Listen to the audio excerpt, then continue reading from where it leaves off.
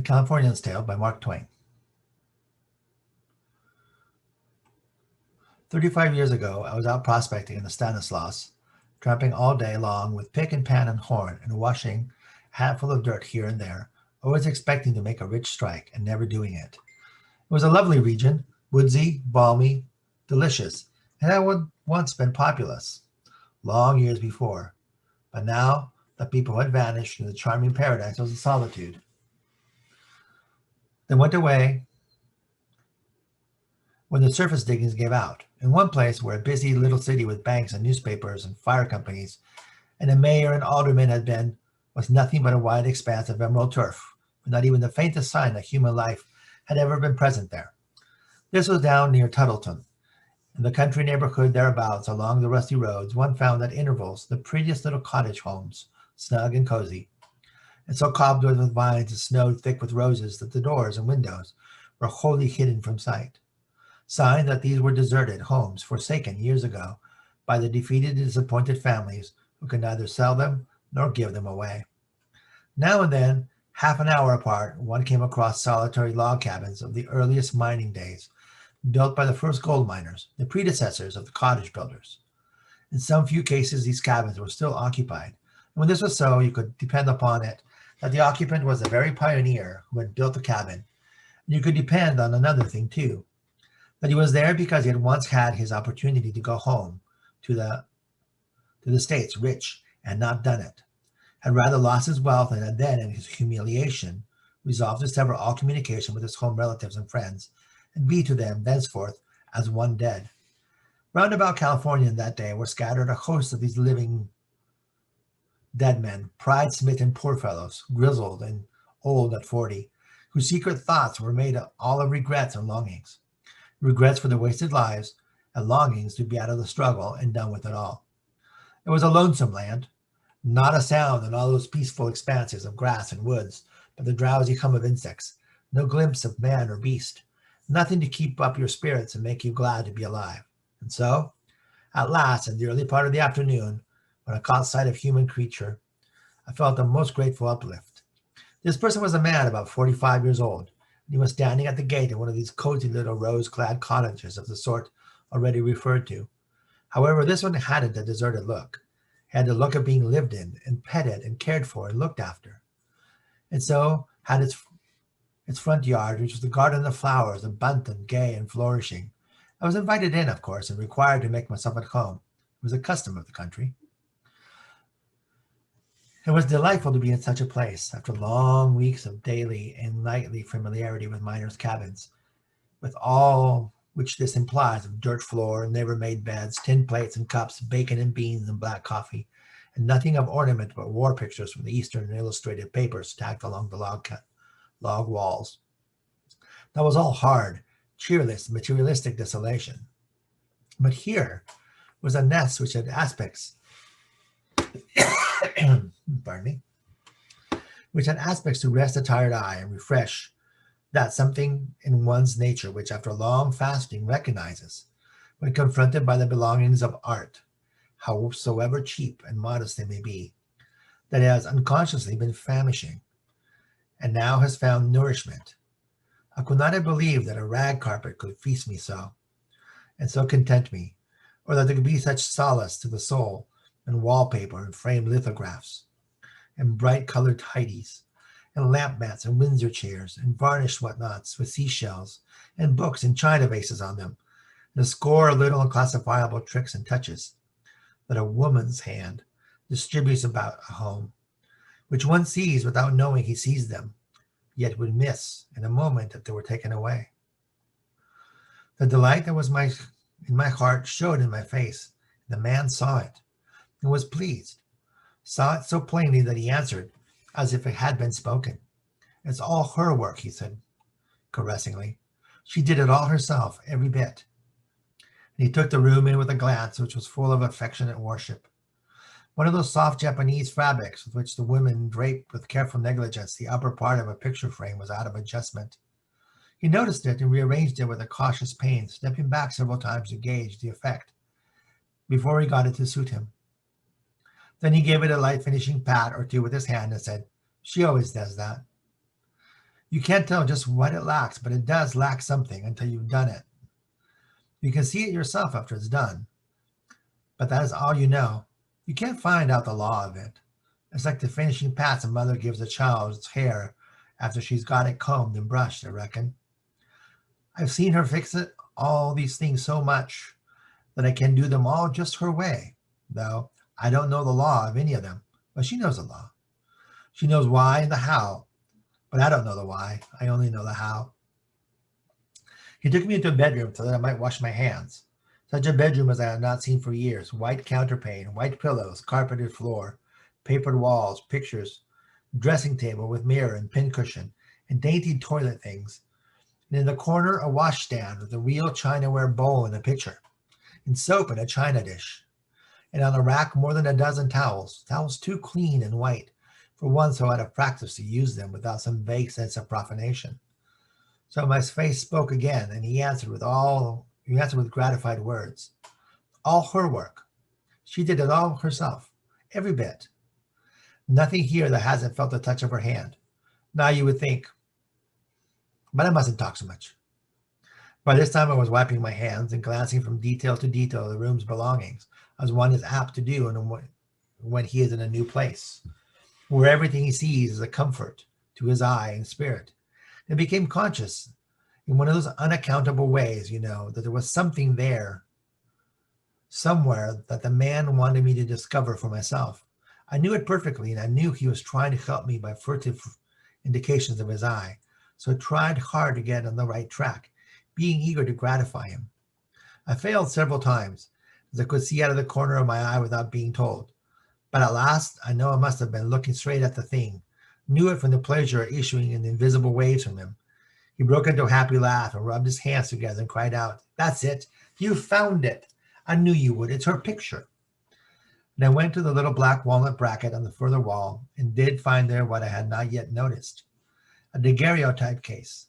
It contained the sweetest girlish face and the most beautiful, as it seemed to me, that I had ever seen. The man drank the admiration from my face and was fully satisfied. 19. Her last birthday, he said, as he put the picture back. That was the day we were married. When you see her, just wait till you see her. Where is she? When will she be in? Oh, she's away now. She's gone to see her people. They live 40 or 50 miles from here. She's been gone 2 weeks today. When do you expect her back? This is Wednesday. She'll be back Saturday in the evening, about 9 o'clock likely. And I felt a sharp sense of disappointment. I'm sorry, because I'll be gone by then, I said regretfully. Gone? No. Why should you go? Don't go. She'll be so disappointed. She would be disappointed, that beautiful creature.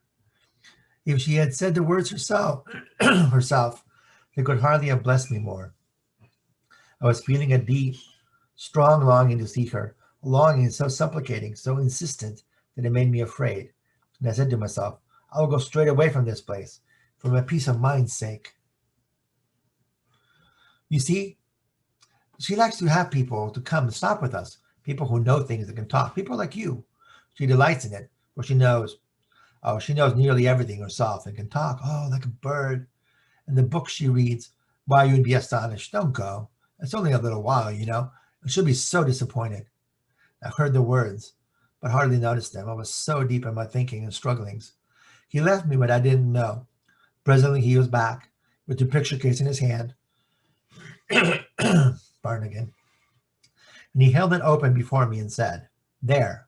Now tell her to her face you could have stayed to see her, and you wouldn't.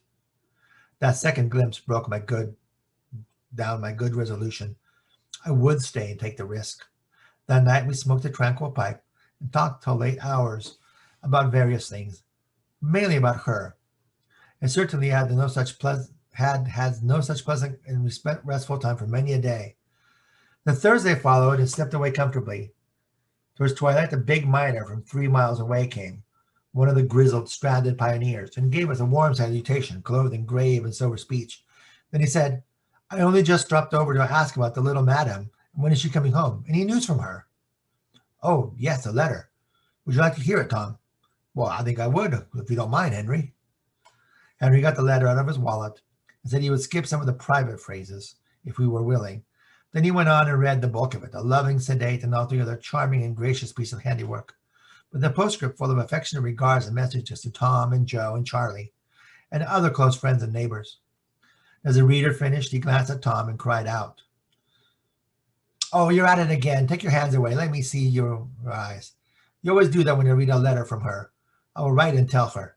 "Oh, no, you mustn't, Henry. I'm getting old, you know, and any little disappointment makes me want to cry. I thought she'd be here herself. Now you only got a letter." "Well, now, what's put that in your head? I thought everybody knew she wasn't coming till Saturday." "Saturday? Why, come to think of it, I did know. And I wonder what's the matter with me lately. Certainly I knew it. Ain't we all getting ready for her? Well, I must be going now, but I'll be on hand when she comes, old man."